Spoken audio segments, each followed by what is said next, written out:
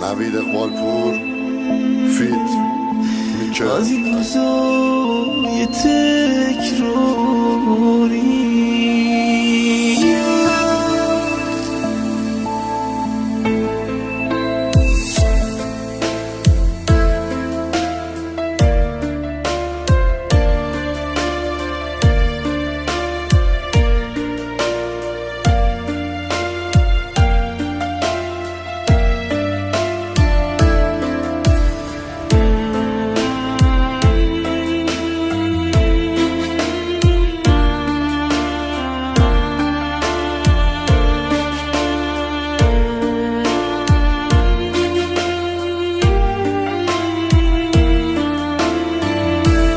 دیگه خسته شدم از این تبسمای اجباری، از این تنها نشستن ها تو این روزای تکراری.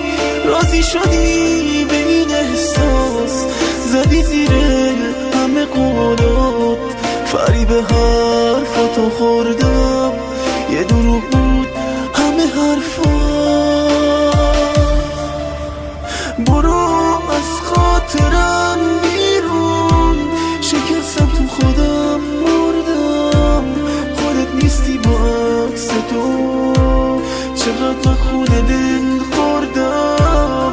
از اون روزی که تو رفتی دلم با غصه درگیره، دعا کردم که برگردی، دعامم نمیگیره.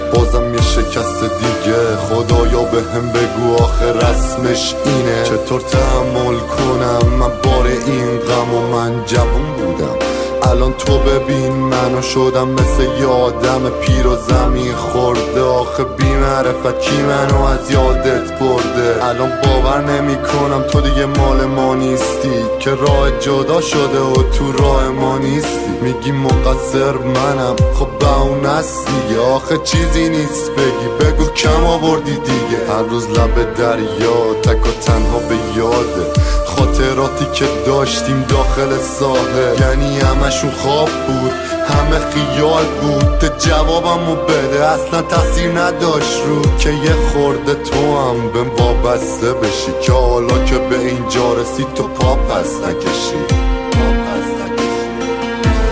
دیگه خستم از این دنیا، شدم از زندگی محروم، منو تنها نذار اینجا با این فردای نامعلوم. داره میباره روونم، بازم بارونه پی در پی، با خیالت